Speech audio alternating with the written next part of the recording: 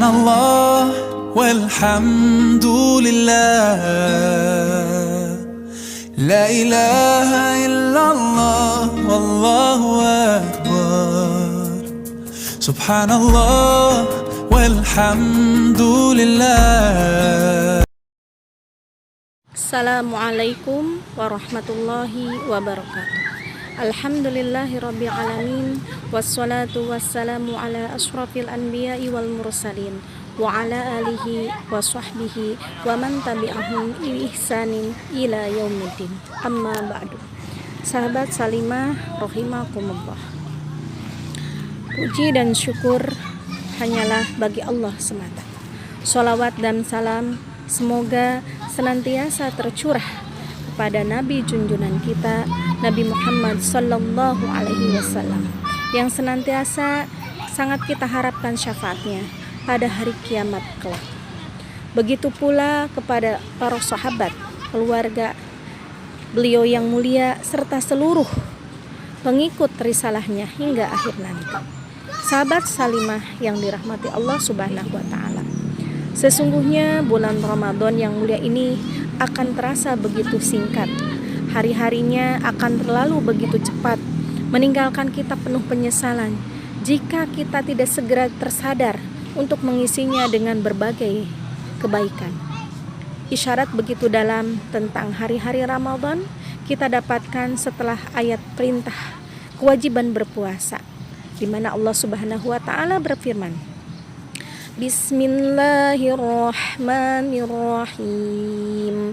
Ya ayyuhalladzina amanu kutiba alaikumus syiyam kama kutiba alal ladzina min qablikum la'allakum tattaqun ayyaman ma'dudat. Al-ayah. Quran Surat Al-Baqarah 183-184 mengatakan bahwa hai orang-orang yang beriman, diwajibkan atas kamu berpuasa sebagaimana telah diwajibkan atas orang-orang sebelum kamu agar kamu bertakwa, yaitu pada beberapa hari yang tertentu saja. Hanya beberapa hari tertentu, karena ia tidak akan lebih dari 29 atau 30 hari. Karenanya tanpa mengetahui seluk-beluk dan keutamaannya, ragam amal dalam Ramadan bisa jadi Ramadan yang singkat akan benar-benar berlalu begitu saja, nyaris tanpa amal dan kenangan yang berarti. Na'udzubillah, summa na'udzubillah. Sahabat Salimah yang dirahmati Allah Subhanahu wa ta'ala, setidaknya ada 5 kunci sukses Ramadan yang jika kita menjalankannya dengan baik, insya Allah akan menjadikan Ramadan kita lebih berharga, lebih terasa, dan lebih berkah insya Allah.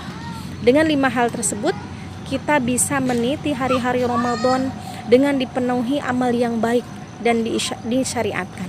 Adapun kelima hal tersebut, yang pertama, menghayati hikmah dan manfaat puasa bagi kita. Jika orang memahami maksud, hikmah dan manfaat dari apa yang dilakukan, maka tentulah ia akan menjalankannya dengan ringan dan senang hati. Maka begitu pula seseorang yang berpuasa, ketika ia benar-benar mampu menghayati hikmah puasa, maka ibadah yang terlihat berat ini akan dijalani dengan penuh kekhusyuan dan hati yang ringan. Di antara hikmah puasa antara lain adalah menjadikan madrasah ketakwaan dalam diri kita, sebagaimana isyarat Al-Quran ketika berbicara kewajiban puasa, yaitu la'allakum tattaqun, agar supaya engkau bertakwa. Hikmah puasa yang lain adalah menggugurkan dosa-dosa kita yang terdahulu, sebagaimana disebutkan dalam banyak riwayat seputar keutamaan ibadah puasa bulan Ramadan. Hikmah puasa berikutnya tentu saja menjadikan kemuliaan tersendiri bagi yang menjalaninya saat hari kiamat nanti. Jangankan amal ibadahnya, bahkan bau mulut orang yang berpuasa pun menjadi tanda kemuliaan tersendiri di akhirat nanti. Subhanallah, Rasulullah Shallallahu Alaihi Wasallam bersabda, "La khulfu fa min shaim atyabu indallahi ta'ala min rihil mis. Sungguh bau mulut orang yang berpuasa lebih wangi di sisi Allah Subhanahu wa taala dari aroma kasturi. Hadis riwayat Bukhari. Dengan memahami hikmah puasa yang begitu besar dan mulia bagi diri kita, maka insya Allah ini akan membuat kita lebih semangat dalam menjalani hari-hari Ramadan kita. Sahabat Salimah yang dirahmati Allah Subhanahu wa taala. Adapun langkah sukses yang kedua, yaitu mengetahui fikih dan aturan-aturan dalam ibadah puasa. Dari Ibnu Abbas, Rasulullah Shallallahu Alaihi Wasallam bersabda, "Faqihun wahid asadu ala syaitani min alfi aid." Seorang faqih atau ahli ilmu agama lebih ditakuti setan daripada 1000 ahli ibadah tanpa ilmu. Hadis riwayat Ibnu Majah.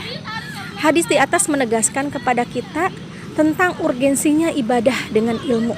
Ya, bahkan salah satu syarat diterimanya amal ibadah adalah ittiba atau sesuai aturan dan sunnah Rasulullah Sallallahu Alaihi Wasallam. Dalam kaitannya dengan puasa, sungguh ibadah ini mempunyai kekhususan dalam aturan fikihnya yang berbeda dengan yang lainnya. Para ulama pun menjadikan bab puasa sebagai pembahasan khusus di dalam kitab fikihnya. Kita perlu mengkaji ulang, bertanya, mempelajari apa-apa yang sebelumnya kita yakini atau kita ketahui. Agar apa? Agar kita mampu menjalani ibadah ini dengan baik tanpa keraguan sedikit pun. Nah, hal yang penting kita ketahui utamanya adalah tentang apa-apa yang boleh, apa-apa yang membatalkan, siapa saja yang boleh berbuka dan apa konsekuensinya. Nah, mari kita sempatkan dalam hari-hari ini untuk kembali mengkaji fikih seputar puasa. Tidak ada kata terlambat untuk sebuah ilmu ibadah yang mulia ini. Sahabat Salimah yang dirahmati Allah, kunci sukses yang ketiga adalah menjaga puasa kita agar tetap utuh pahalanya. Yang dimaksud dengan menjaga puasa kita adalah upaya untuk menjadikan pahala puasa kita itu utuh. Nah, dua cara yang harus kita lakukan dengan dalam kaitannya dengan hal ini yaitu menjalani sunah-sunah puasa serta menjauhi hal-hal yang bisa mengurangi dan dari hikmah puasa. Nah, apa saja sunahnya? Misalnya mengakhirkan sahur, menyegerakan berbuka. Nah, sunah yang sederhana ini adalah bagian dari kemudahan dan keindahan syariat Islam. Kita diminta untuk mengakhirkan saum sebagai persiapan untuk menjalani puasa seharian. Begitu pula kita diminta untuk menyegerakan berbuka sebagai kebutuhan fitrah manusia yang harus diperhatikan. Sunah puasa lainnya adalah dengan berdoa sebelum dan saat berbuka, serta berbuka dengan seteguk air. Semoga sunah yang sederhana ini bisa kita lakukan untuk mengoptimalkan puasa kita. Sahabat Salimah yang dirahmati Allah Subhanahu wa ta'ala, menjaga puasa juga dengan menjauhi segala sikap dan tindakan yang mengurangi keberkahan puasa kita, seperti marah yang tidak berguna, emosional, berdusta, baik dalam perkataan, kemudian ghibah, maupun kemaksiatan yang secara umum. Nah, hal-hal semacam di atas selain dilarang dilarang secara umum bagi seorang muslim, juga akan mempengaruhi kualitas puasanya di hadapan Allah Subhanahu wa taala. Jauh-jauh hari Rasulullah Shallallahu Alaihi Wasallam telah mengingatkan kepada kita, rubba so'imin laisa lahu min siyamihi illal ju' wa rubba qa'imin laisa lahu min qiyamihi illas sahar. Betapa banyak orang yang berpuasa tapi tidak mendapatkan pahala apa-apa dari puasanya kecuali hanya lapar. Dan betapa banyak orang yang sholat malam tarawih tapi tidak mendapatkan apa-apa selain bergadang saja.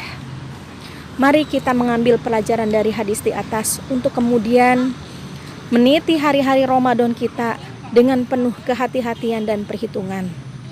Siapapun kita tidak akan pernah rela jika hanya mendapatkan lapar dan dahaga saja di bulan yang mulia ini. Sahabat Salimah yang dirahmati Allah, kunci sukses Ramadan yang keempat adalah menghiasi puasa kita dengan ragam amal yang disyariatkan dalam Ramadan.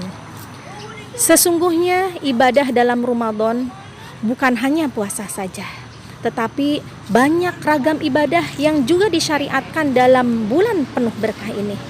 Mari kita menghias Ramadan dengan ibadah mulia tersebut, agar Ramadan sebagai madrasah ketakwaan benar-benar hadir dalam hidup kita. Rasulullah SAW telah memberikan contoh kepada kita bagaimana beliau menghiasi hari-hari Ramadan. Dengan apa? Tadarus, tilawah, memperbanyak sedekah, sholat tarawih, memberikan hidangan berbuka, bahkan juga itikaf di masjid pada 10 hari yang terakhir. Jika kita ingin merasakan Ramadan yang berbeda dan begitu bermakna, tentu menjadi penting bagi kita untuk menghias Ramadan ini dengan amal ibadah tersebut. Keberkahan Ramadan akan begitu terasa paripurna dalam hal kita, insya Allah. Amin, Allahumma amin. Sahabat Salimah yang dirahmati Allah Subhanahu wa ta'ala, langkah sukses yang terakhir atau kelima adalah mempertahankan atau menjaga semua amal dengan istiqomah hingga akhir Ramadan. Bulan Ramadan dipenuhi banyak amalan yang sungguh akan melelahkan sebagian besar orang, karena kita sering menjadi saksi bagaimana kaum muslimin berguguran dalam perlombaan Ramadan ini sebelum mencapai garis finishnya. Sholat tarawih di masjid mulai menyusut sedikit demi sedikit seiring berlalunya hari-hari awal Ramadan. Karenanya merupakan hal yang tidak bisa dibantah ya, adalah jika kesuksesan Ramadan bergantung dari keistiqomahan kita menjalani semua kebaikan di dalamnya hingga akhir Ramadan tiba. Syariat kita yang indah pun seolah memberikan motivasi di ujung Ramadan agar kita bertambah semangat dalam beribadah, yaitu dengan menurunkan malam Lailatul Qadar yang mulia. Rasulullah SAW pun ya menjalankan ibadah untuk menutup bulan keberkahan ini. Boleh juga sungguh-sungguh di penghujung Ramadan. Ibunda Aisyah menceritakan kepada kita, kana Nabi sallallahu alaihi wasallam idza dakhala al-ashru saddam mi'jarahu wa ahya lailatu wa aiqada ahlahu. Adalah Nabi sallallahu alaihi wasallam ketika masuk 10 hari yang terakhir Ramadan menghidupkan malam, membangunkan istrinya dan mengikat sarungnya. Akhirnya marilah kita berusaha menjalankan 5 kunci sukses Ramadan di atas agar usaha kita mendapatkan keberkahan dan kesuksesan Ramadan benar-benar terarah dengan kebaikan dan optimal. Semoga Allah Subhanahu wa ta'ala memudahkan dan memberikan kekuatan kepada kita. Allahumma sholli ala Sayyidina Muhammad wa ala alihi wa sahbihi ajmain. Lillahi taufiq wal hidayah. Billahi taufiq wal hidayah. Wassalamualaikum warahmatullahi wabarakatuh. La ilaha illallah wallahu akbar.